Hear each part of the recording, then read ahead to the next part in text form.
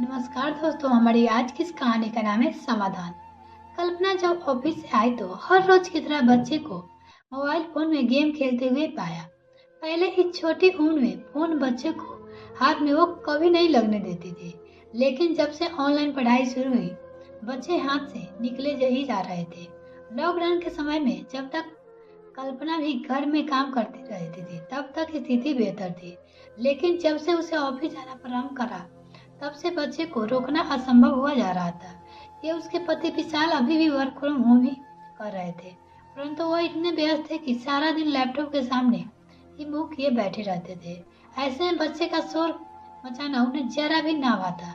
जब भी विशाल बच्चों को डांटता, बच्चों को फोन हाथ से लेकर चुपचाप खेलने लगते। घर में शांति रहे, इससे अधिक विशाल को कुछ नहीं चाहिए। कल्पना अक्सर बच्चे को विशाल पर इसी बात को लेकर क्रोध करती थी, लेकिन कोई हल नजर नहीं आ रहा था। ऑफिस से आते ही घर वालों पर बरस पड़ना भी उसे अच्छा नहीं लगता था, और एक दिन भी छोटे बेटे ने कह दिया था, क्या मम्मी आते ही डांटने लगती हो? आप ऑफिस में ही रहा करो, घर मत आया करो। बहुत बुरा लगा था उस दिन कल्पना को। सारा दिन मेहनत करने की आती है और ये फिर किसी उसके मन आने से खुशी नहीं होती, लेकिन बच्चा भी गलत नहीं कह रहा था। ऐसा तो आए दिन ही होता था।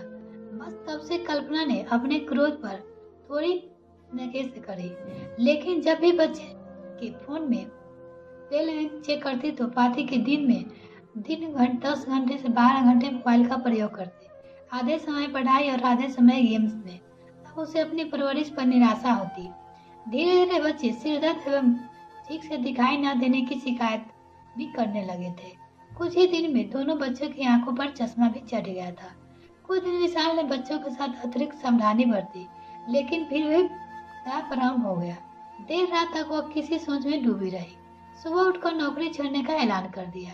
अचानक इसलिए फैसला से विशाल ने नाखुश जताई। घर के लिए लोन लिया हुआ और कल्पना बच्चे को इतनी फीस हो जाती है, एक तनख्वाह में कैसे मैनेज हो पाएगा? जिन बच्चों के फीस को इतनी चिंता है, उनकी सेहत का जरा भी ख्याल नहीं है तुम्हें विशाल। दिन भर बैठे बैठे गेम खेलते हैं, आंखों पर चश्मा चढ़ गया, शरीर भारी होता जा रहा है। क्या ऐसा ही बनाना चाहते हो अपने बच्चे को? बात गलत नहीं है तुम्हारी, परंतु जल्दीबाजी ठीक नहीं है। कोई हल सोचने हैं मिलकर। मैं ही बच्चों पर जितना ही हो सकेगा ध्यान दूंगा। बच्चे भी खुश नहीं दिख रहे थे। 24 घंटे मम्मी नजरों के सामने रहेगी तो रोक टोक के सिवा और क्या करेगी? उन्होंने आश्चर्य से देना चाहा, आप नौकरी मत छोड़ो, हम गेम खेलना कम कर देंगे। गेम खेलना कम करने का वादा पहले ही कई अवसर कर चुके थे, परंतु वो निभाया कभी नहीं। अतः कल्पना को इस बार भरोसा था ही नहीं। खुद सोचते हुए बोली, अच्छा ठीक है, मैं 3 महीने की छुट्टी लेती हूँ। अगर मुझे लगा कि तुम सब अपनी बात पर कायम रहे तो मैं इस्तीफा नहीं दूंगी। उस दिन से कल्पना ने 3 महीने की छुट्टी ले ली। मन ही मन वो जानती थी कि जो वादा ये लोग कर रहे हैं उसे निभाना इतना भी आसान नहीं है। जो गलत आदत पड़ चुकी है उसे छुड़वाने के लिए बहुत मेहनत करनी पड़ेगी। उसी दिन कल्पना ने ऐलान कर दिया, स्कूल के बाद दोनों बच्चे पापा के पास मोबाइल जमा कर देंगे और मेरे साथ कैरम, लूडो और सांप सीढ़ी खेलेंगे। फिर चश्मा शाम को छत पर हम सब योगा प्राणायाम करेंगे। उसके बाद तुम दोनों हो वर्क करोगे और फिर रसोई में मेरी मदद करोगे।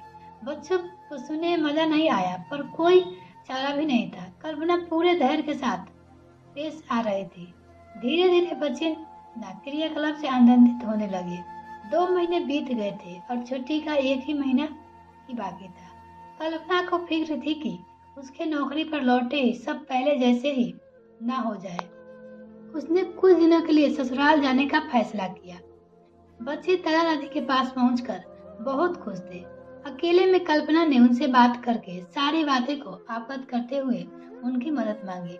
मैं जानती हूँ कि आप दोनों को अपना ही घर अधिक भाता है और अधिक दिनों तक आपका कहीं भी मन नहीं लगता, लेकिन अपने बच्चे और पोते की अपनी आदत की मदद की आवश्यकता है। आप अपने पोते को अच्छा और जिम्मेदार नागरिक बनाने में मेरी सहायता करें। कम से कम जब तक विद्यालय सही तरीके से खुल न जाए तब तक हमारे साथ चलकर रहिए। कैसी बातें करती हो बहू? हम अपनी गलती मानते हैं, हमें अपने बच्चे से संयुक्त परिवार से बड़ा किया। जब बच्चे बड़े हो गए पता ही नहीं चला, लेकिन तुम घर, परिवार और नौकरी सबकी जिम्मेदारी निभा रही हो। हमें तुम्हारी मदद करनी ही चाहिए थी। जैसे हम कभी कभी तुम्हारे पास मन बदलने के लिए रहने आते हैं, वैसे हम यहाँ आकर रह करेंगे। अधिकांश जब हम अपने घर में अपने बच्चों के साथ ही रहेंगे। आखिर आखिर ईंट पत्थर से बने इस घर का मोह अपने बच्चे से अधिक नहीं होने चाहिए। हमें भी बच्चे प्रसन्न थे। दादा दादी हमेशा के लिए इसके साथ रहने के लिए आ गए। अब कैरम हो या लूडो, सांप सीढ़ी हो या योग, हम वह दोनों बच्चे के साथ से सम्मिलित रहते। बच्चे की मोबाइल की याद तक नहीं आती। मिलते हैं नेक्स्ट वीडियो। तब तक के लिए bye. Thanks for watching this video.